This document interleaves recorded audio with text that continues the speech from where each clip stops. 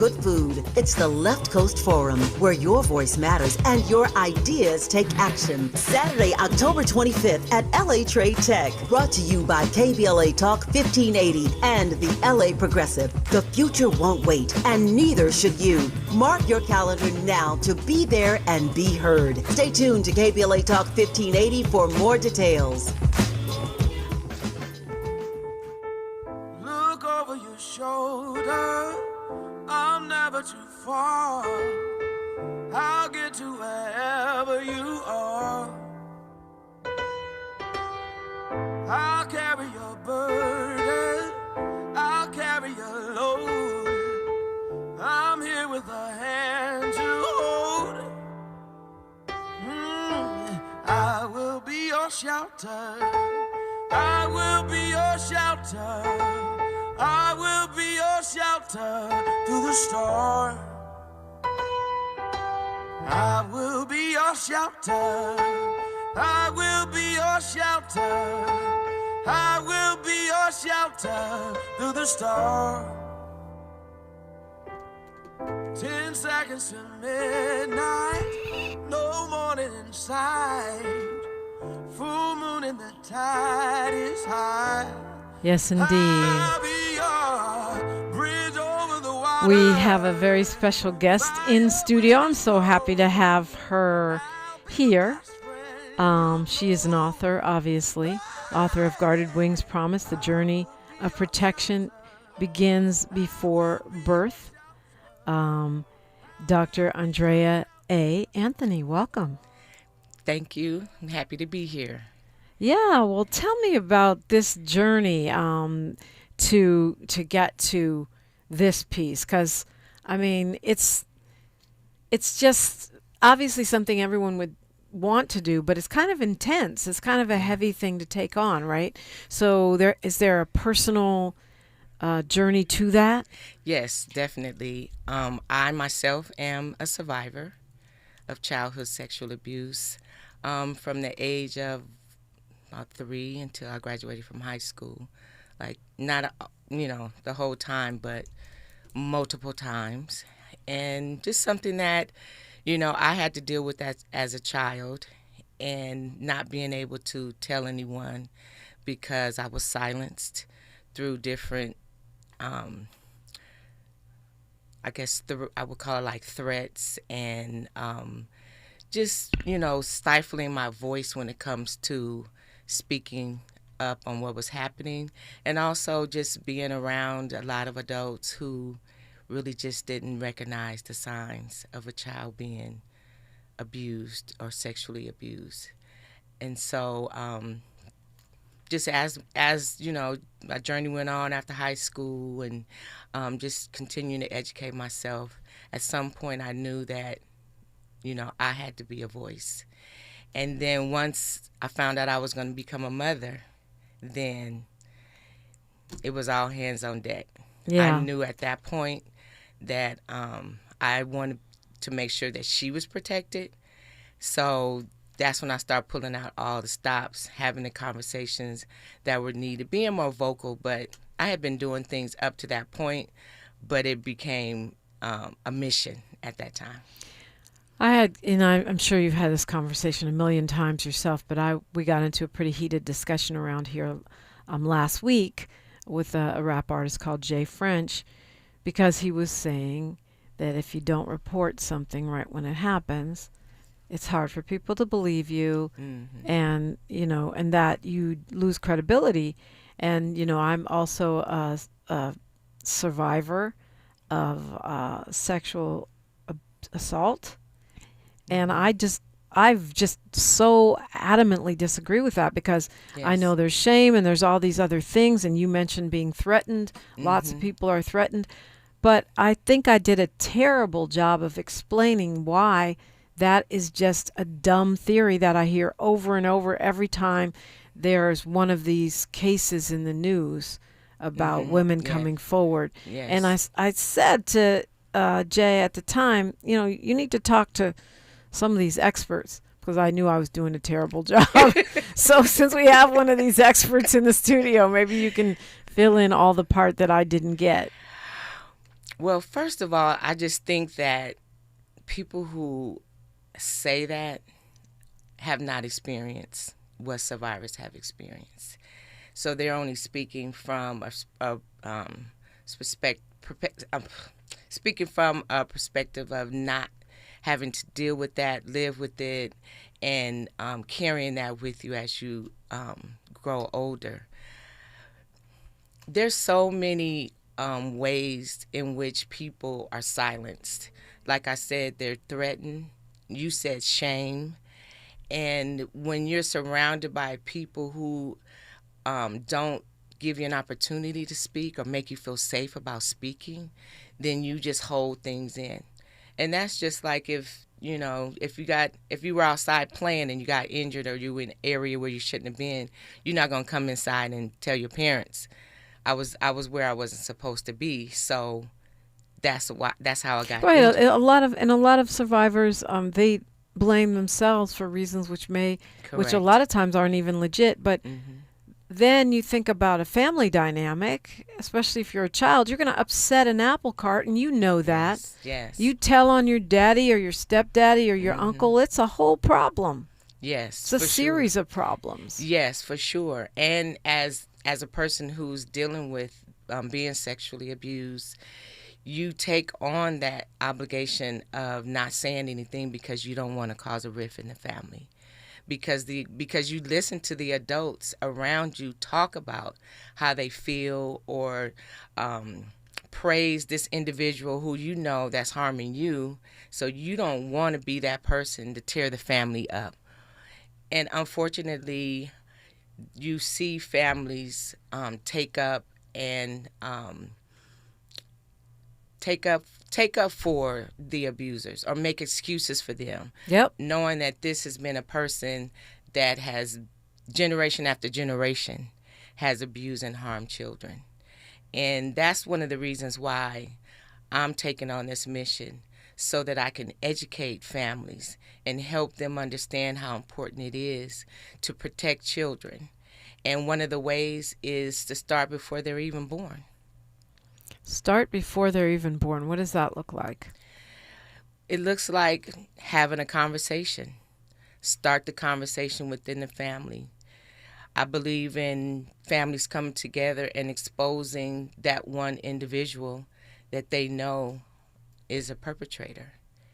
And I just strongly believe that when a perpetrator knows that the family is talking about how they're going to protect the children, they'll take a second thought and probably step back from harming children because they know that the adults in the family are coming together.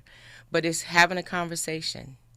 I know for sure that it's at least one or two people in a family that are dealing with being a survivor, but also they're talking to one another. So those two people get together and start talking to other family members and start putting systems in place to protect the children. And I think that's important. Yeah, we can talk more about what those systems look like. And when you say taking up for the abuser, it sounds really far-fetched, but it's not. I mean, I've read about this. I've had folks on my shows talking about it, and I've seen it with my own eyes. It's almost like it's not logical. It's like it's almost like a denial thing, right? It's some kind of survival mechanism for the family or something. Yes, for sure.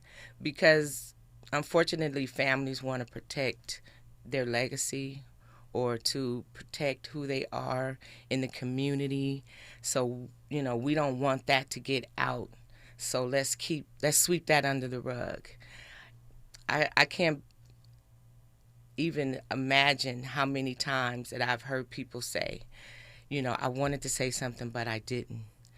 Or I said something and I wasn't believed. Whoever I told got angry with me for saying that. And don't ever repeat that again. Yeah, people in the family, people not believing kids or young people. And that was the other part of the conversation, or blaming them. Yes. And that has happened. That happens pretty frequently with families, but also sometimes with authorities. I mean, the blaming of children.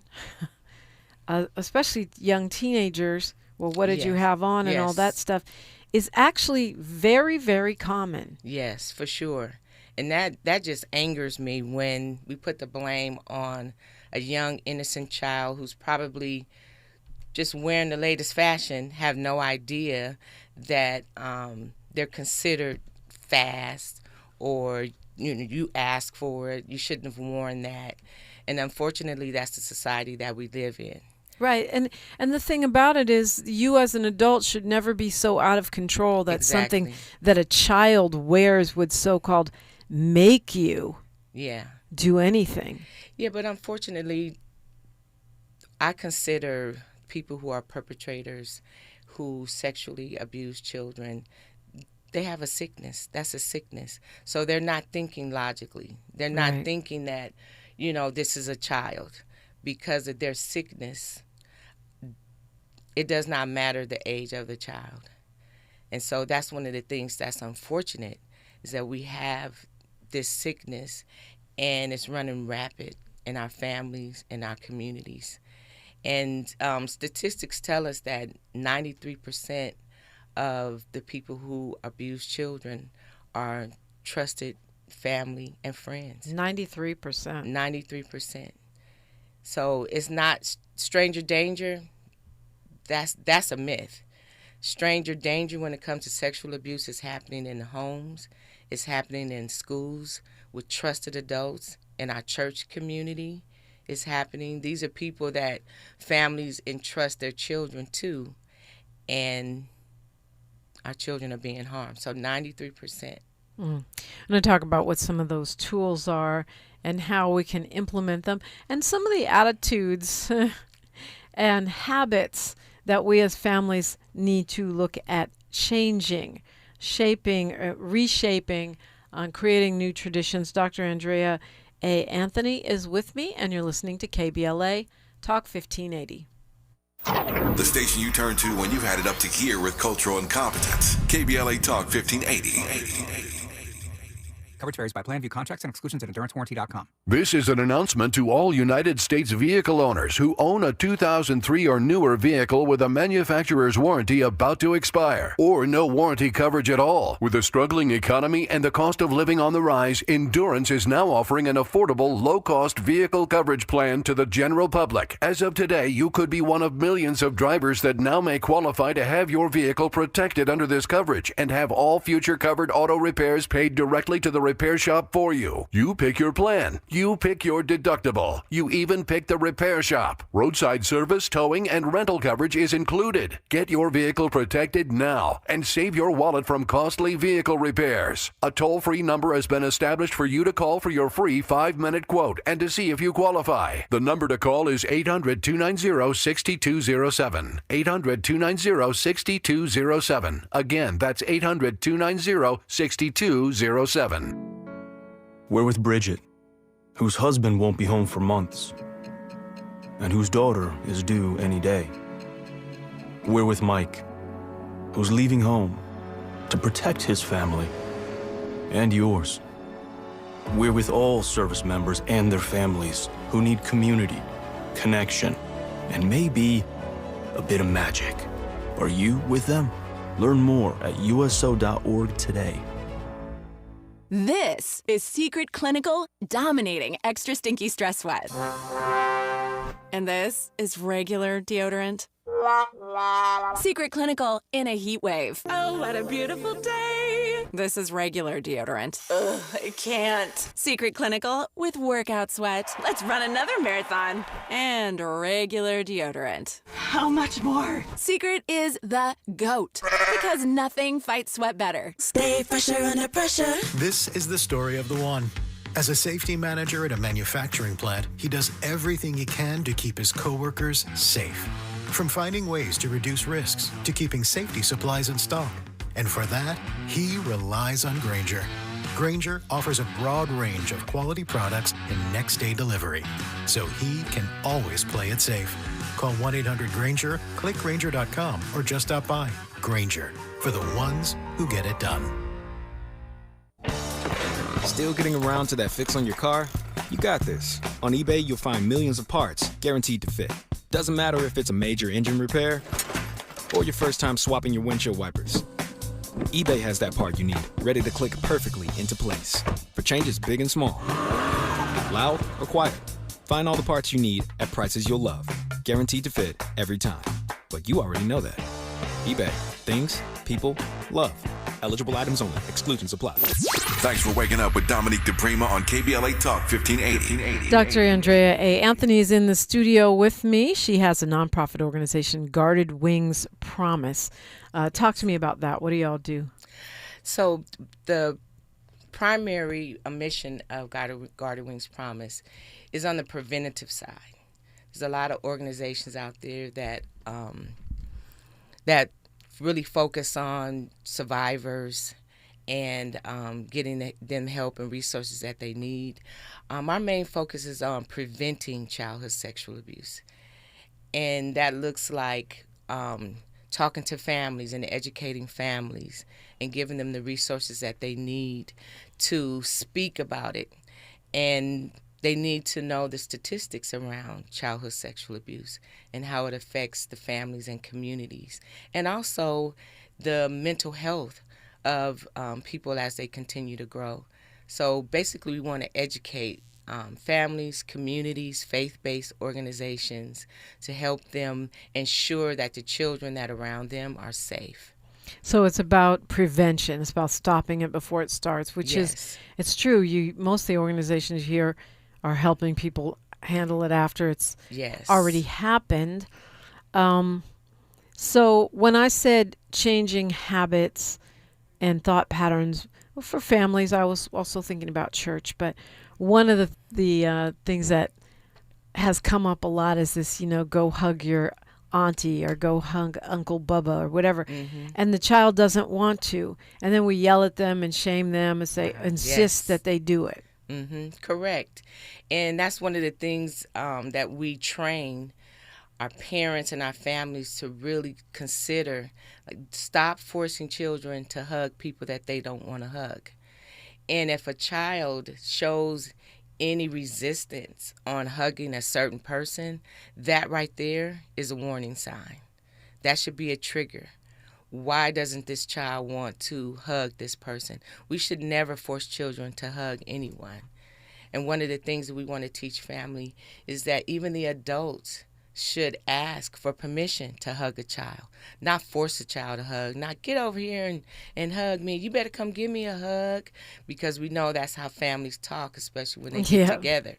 But at this point, we're trying to teach families the proper way of safeguarding children, and that's for children to be able to say, no, I don't want to hug that person.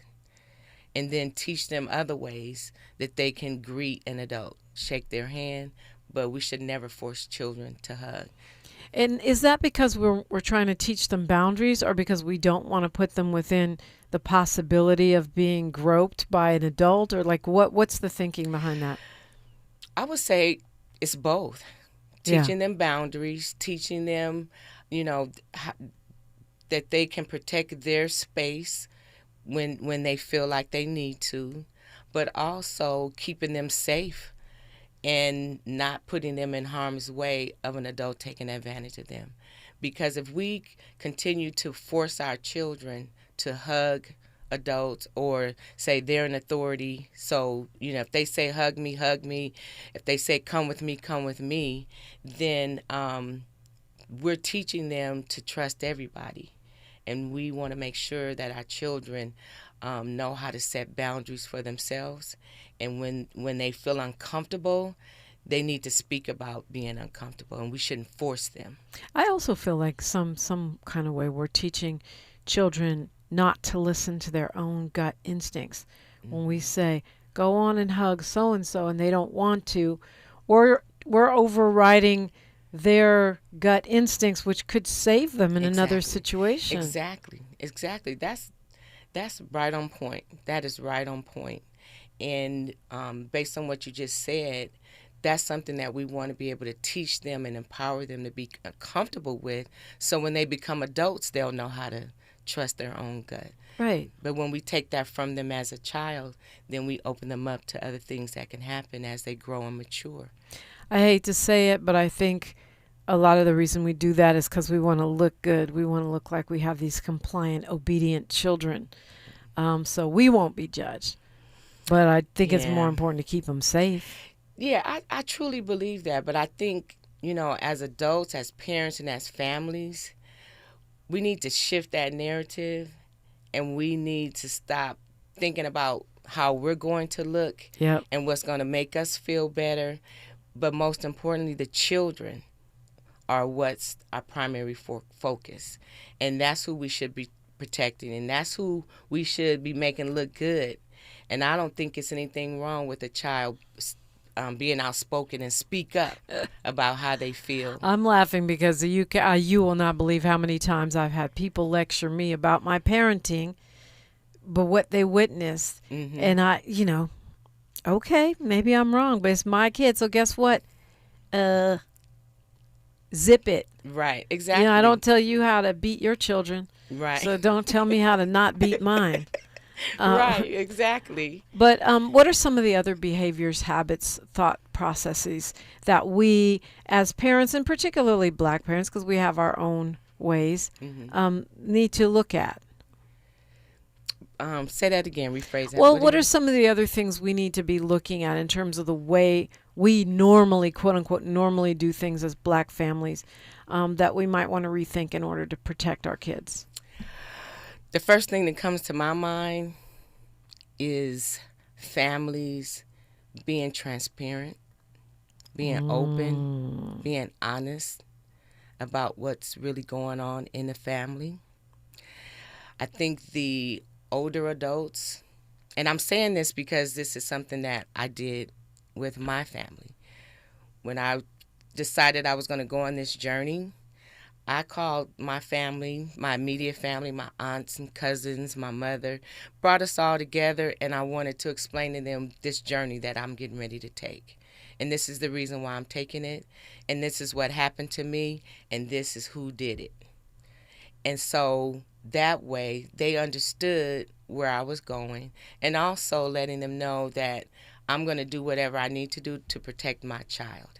So I needed everyone to be on board with understanding where I was coming from. So we have to be transparent, and we have to stop hiding and protecting family members.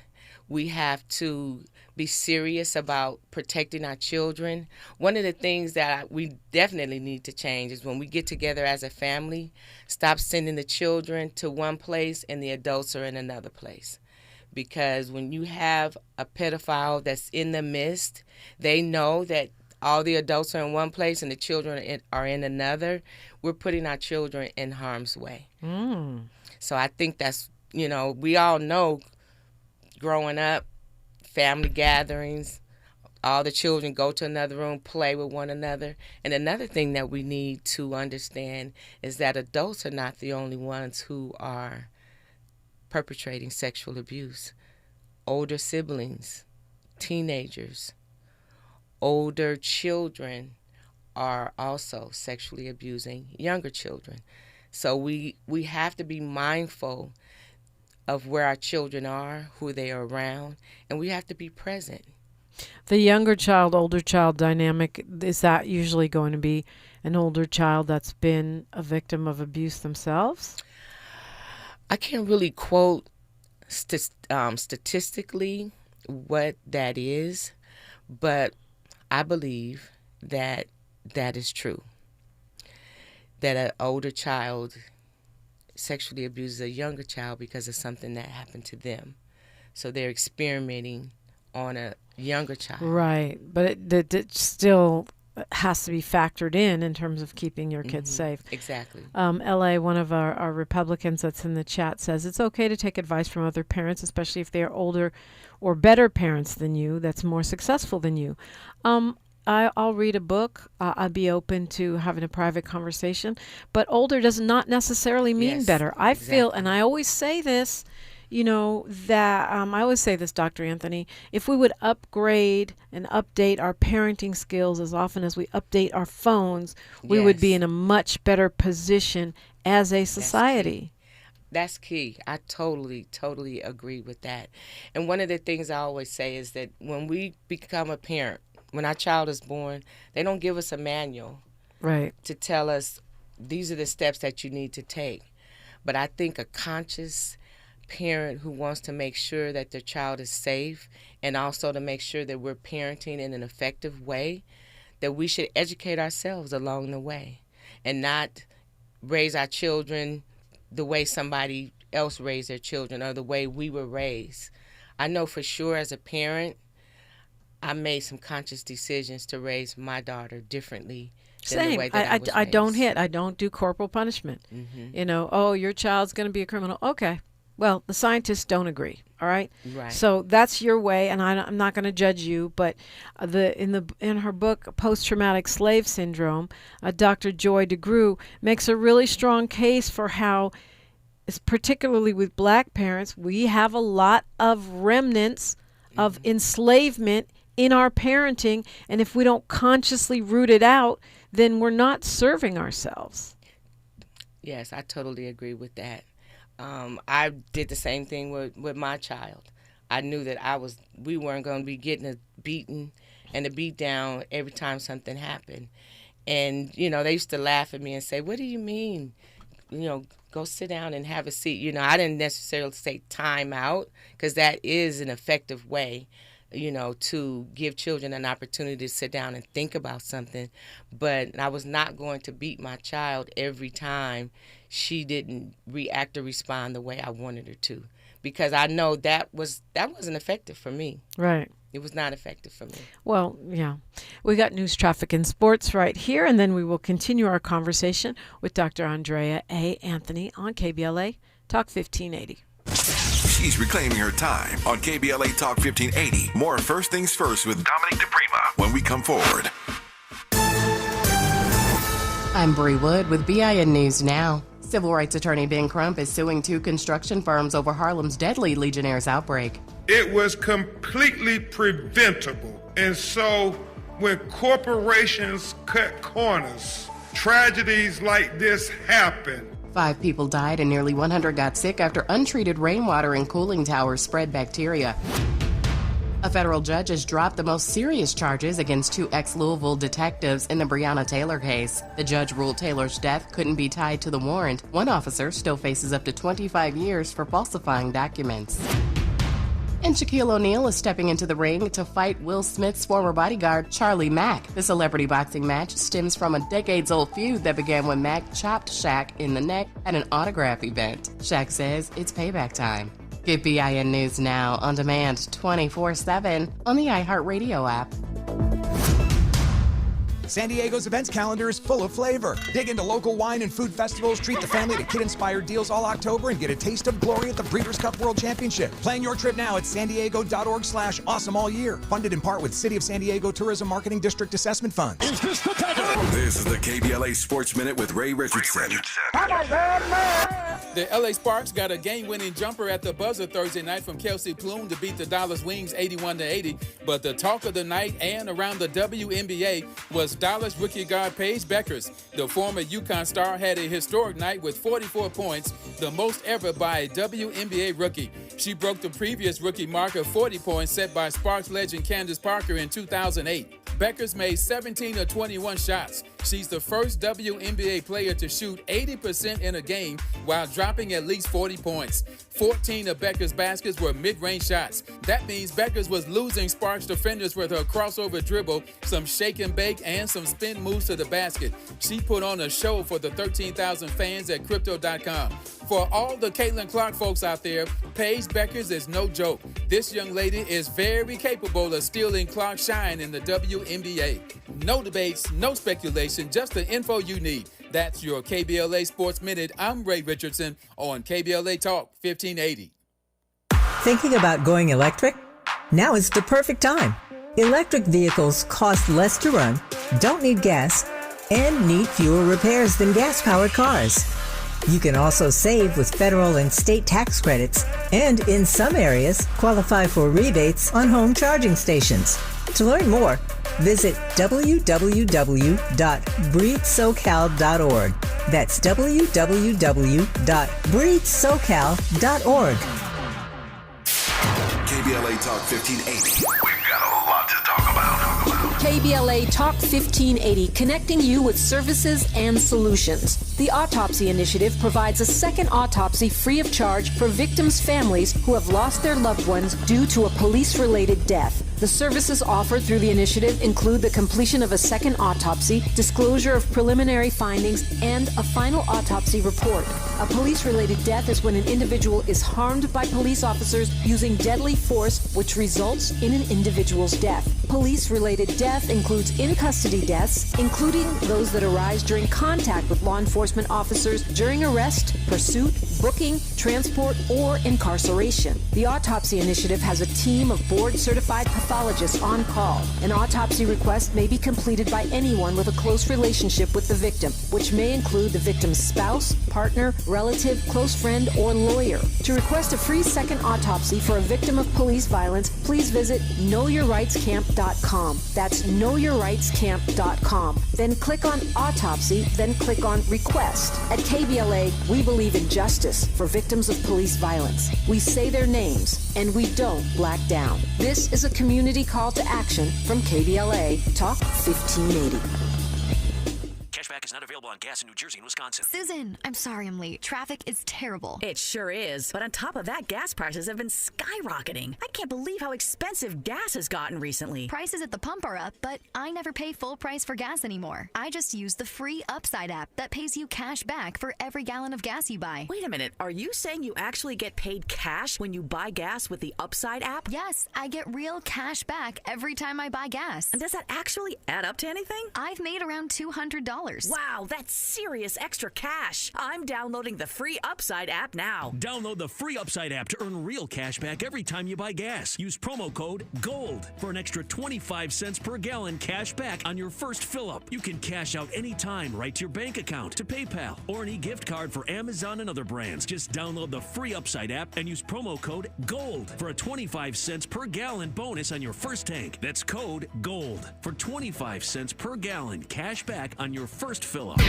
This is KBLA Talk 1580, where hate loses and love wins. And we're talking with Dr. Andrea A. Anthony. Guarded Wings Promise is her nonprofit. You can find them on Instagram. You can find them online. And you can find her book, which is really going much more in depth about how to prevent preventative measures. The book is Guarded Wings Promise, The Journey of Protection Begins Before Birth.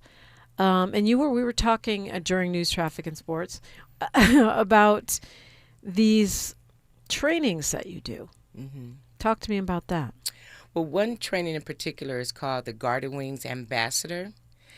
And that training is for one or two family members who are bold enough to want to take on the role of being that safety net for children.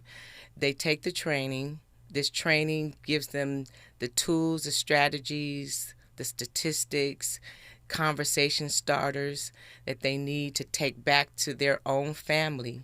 And then they bring the family together, either in a group setting or they just do it one by one. But they start training and giving the family this information and knowledge that they need. And then the family takes a pledge that they're going to take these strategies, these tools, and put them into action and protect the children in the family. And I just believe that's one of the ways to end childhood sexual abuse. And so that's the focus, is to end it. Will I see that in my lifetime? I don't think so. But my mission is to begin the work and to start educating families. And then that spreads into the community as well. So it's almost like you're deputizing family members to do this work within their own circles. Yes. And you say that establishing protective measures, you talked about having conversations with the family before the kid is even born, about this process of educating folks so they can spread that education. What are some of the other kinds of protective measures that you're talking about? Well, before a child starts school, parents start considering what school they want their child to go to, whether it be preschool or local elementary school, I think it's important for parents and families to take a look at this educational institution before the child ever walks through the doors. See if they have protective measures in place. Are there what are the mandated reporting policies? Are there background checks on every employee? And that's public information, so they can't deny you from having that information. When it comes to child care and preschool, you can go online and find that information. You can look up a preschool and find out what the staff ratio is like, if they have been trained, are they mandated reporter? All that information is available. So that's one of the things that I encourage families and parents to do. Do your own research. You can visit facilities. You can visit preschools and schools before you ever take your child there. Don't put your child in an environment because your neighbor said that's a good place for them to go.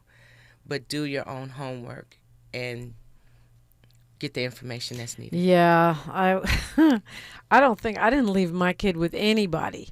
I mean, if there was like maybe 2 or 3 people, and I'm related to them, so except for one that I'm not related to. It's like even when my child got old enough to talk to me, I don't want babysitters that like kids. I want babysitters that can't stand kids and do it because they need the money or they have no choice.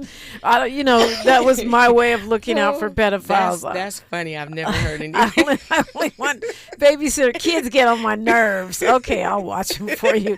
That's the babysitter I'm looking for. That's a good tactic. So, and what are some of the misconceptions that we have? That every family member is a safe family member. That's a misconception. Yeah. That just like you just said, just because someone, they say they love children, they're just trying to find ways to get close to run. The children. It's always the Boy Scout leader or Girl Scout leader that loves kids so much. Yes, exactly. Think about coaches. The good ones can't stand the players. They might be trying to mentor them, but they're not like trying to hang out with them. Right, exactly. And that's another area where you have to make sure that you watch your children is extracurricular activities, coaches, after school programs. Those are places where children are being sexually abused. Park and recreation. You drop your child off, for practice, and you're not there. I encourage parents, be present. If you can just be there, be there. Be present. Yeah, people got jobs, and I mean, it's hard, but it's hard to watch your child 24/7. But if you can, do. Yes, and when I say be present, I mean, for me, my child was at school. I knew I couldn't be there all the time, but I showed up. I just show up. If I can, during the day, I didn't have to stay long. Just do a walkthrough so that they would know who I am and who's my child.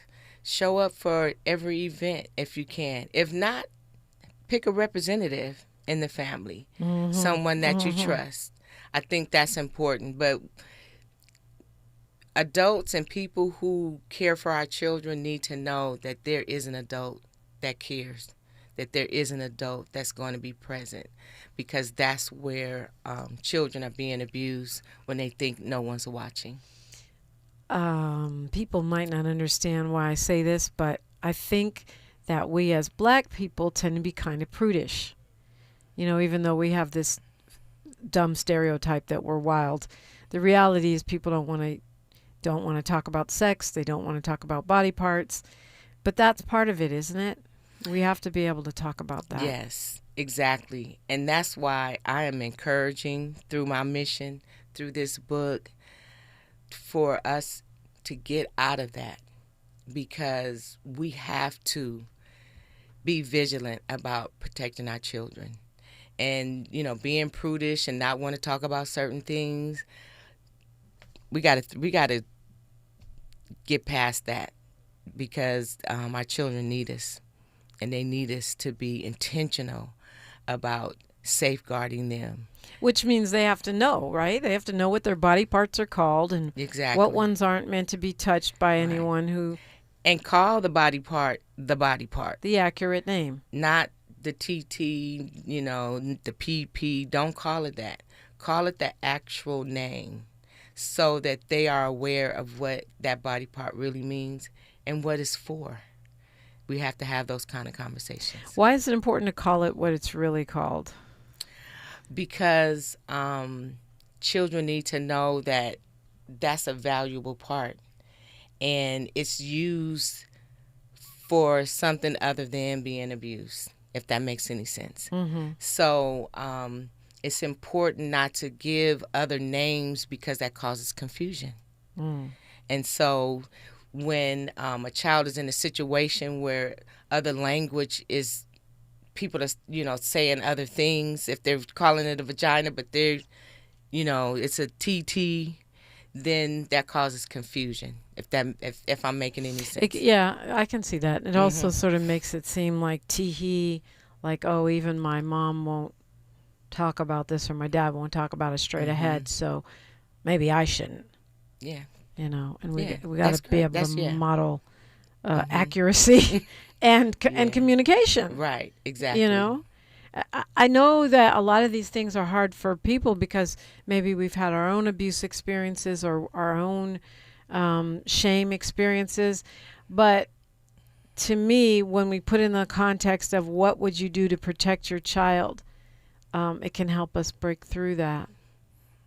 Exactly. And those are questions that need to be asked within families or within our friend circle.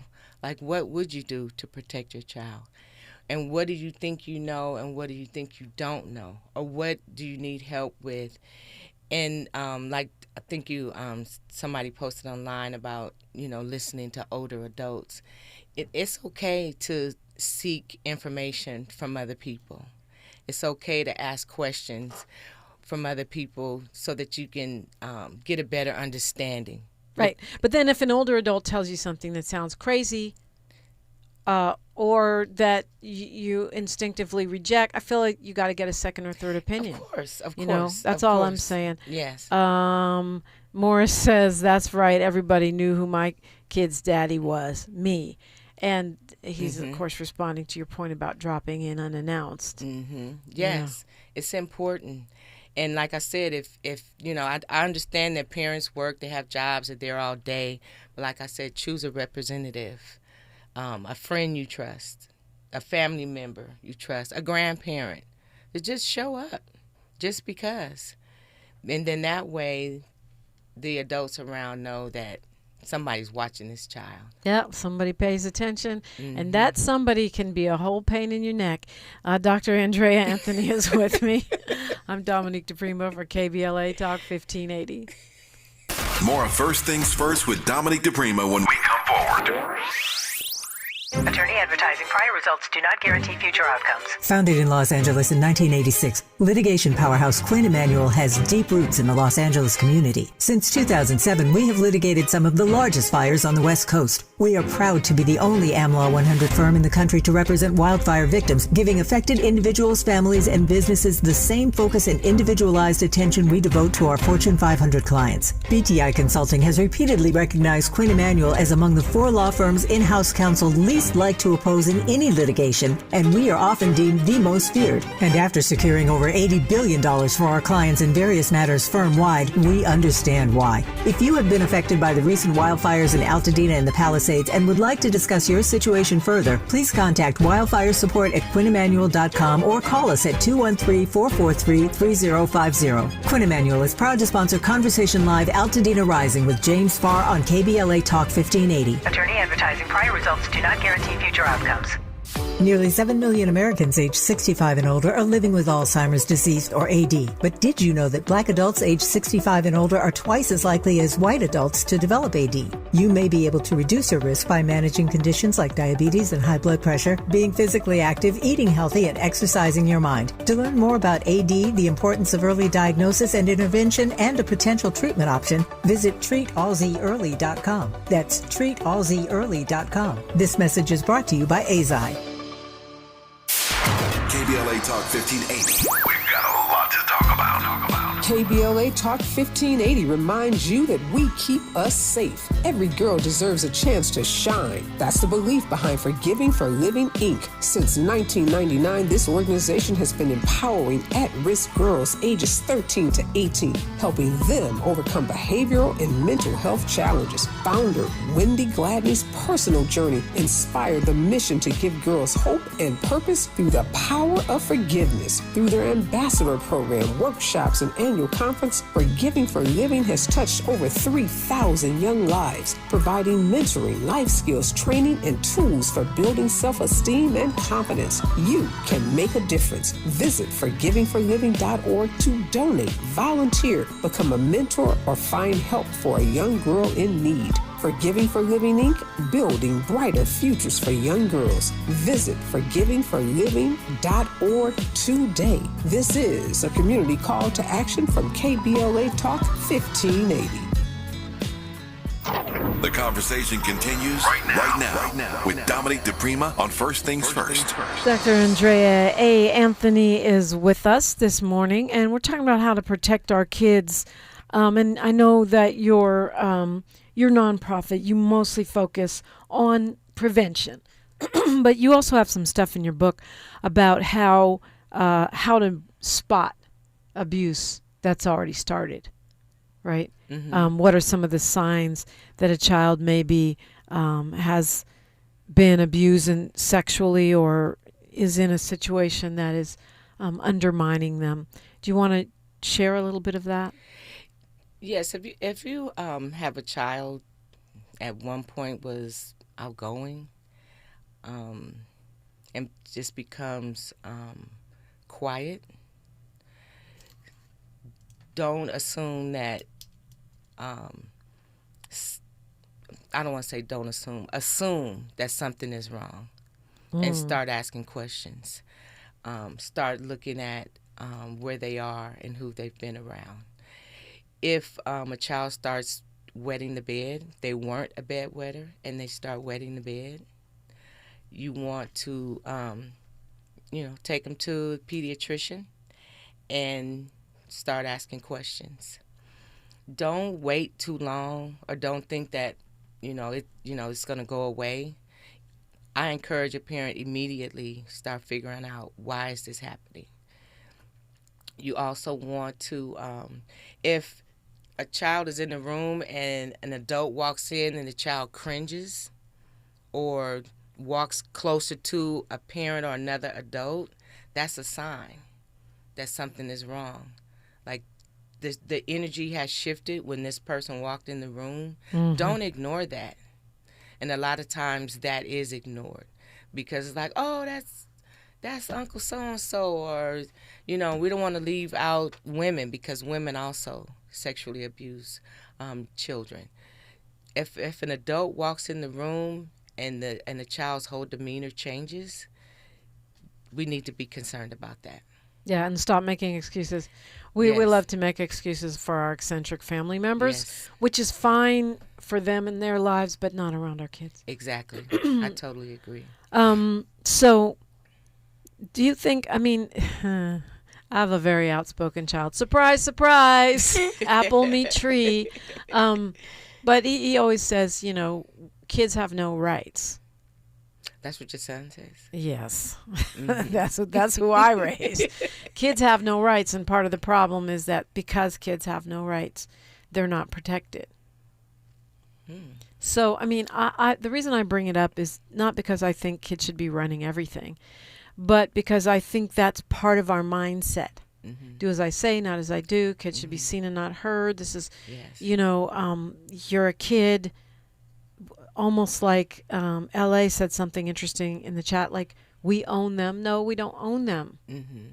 I'm not saying that we don't have authority, but I think this idea that kids don't have rights plays into them being unprotected in some ways. I can agree with that. But I think it's important that we shift the narrative. We change our mindsets. We need to get away from children should be seen and not heard. That's old school, and it doesn't work. So we need to just get rid of that saying, because it's not true. Like, we want to know what our children are feeling, what they're thinking. I think that, and I always say that if you're around a quiet child, you need to be concerned, because when a quiet child is holding a lot in and you really don't know where they are. But when you're around a child that's outspoken and very communicative, then you don't have to guess with that child, because that child will let you know. I want to be around and I want to help empower children who are communicative and who are very vocal. But I also want to help nurture and monitor children who are quiet, because I believe those children need us the most, because they have a lot to say but are not saying it. Yeah, I think that's right. And it can be, you said do it right away.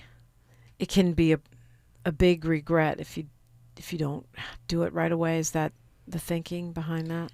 You mean if you feel that something might be wrong? Yeah, yes. Something's going on with the child. Yeah, I think we should stop putting things off and take action right away. It's better to know that nothing is wrong than to find out later that something is. Yeah, but kids, also will downplay stuff, especially teenagers. Oh, no, nothing. It's nothing. Oh, yeah, they do. And that's why you have to continue to just be watchful. Right.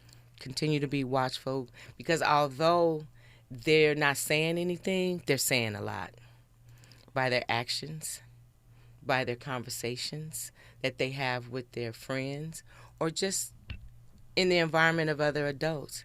And I think adults need to be more watchful. We need to pay attention to the children that are around us. We need to be diligent about it and intentional, and stop just shrugging things off, because our children really need us. I'm an educator. I've taught in public school, private schools, and I've been an administrator. I've worked with children and parents for a very long time. And children really want to be seen and really want to be heard. But it's the adults that have to take the time out to really learn how to communicate with them and to give them time and space to be expressive when something is wrong. My daughter's 27, and when I ask her, what's wrong, she still says, nothing. Oh, it's okay. But I'm her mother, so I know something is wrong. So I'm watchful, and I give her time, but I'm going to circle back around again in a different way. And then eventually I'll find out what I need to know. And as an educator, it's your experience that the kids whose parents show up and speak out get treated differently than the ones who don't? Yes. Unfortunately, parents who show up and speak out in a lot of situations, I'm not going to say in every situation, those parents are annoying. I never felt that way as an administrator, as a principal. I truly admire parents who stand up and speak up for their children. At least pay attention, right? Yes, exactly. And so those parents, depending on how they react and respond, can cause some havoc. The quiet parents, those are the ones that you want to pay attention to also, because you want to empower them to be more vocal and to be more present in their children's lives.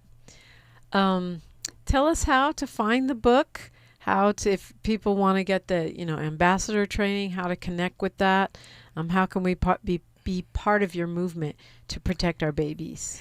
So the book can be found on Amazon, And my Instagram is I am Dr. Andrea, and I can be found on Facebook and LinkedIn under Dr. Andrea Anthony.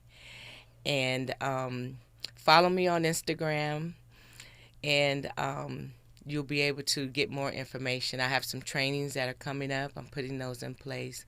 A lot of people have come forward who want to partner, who want to help, in this movement.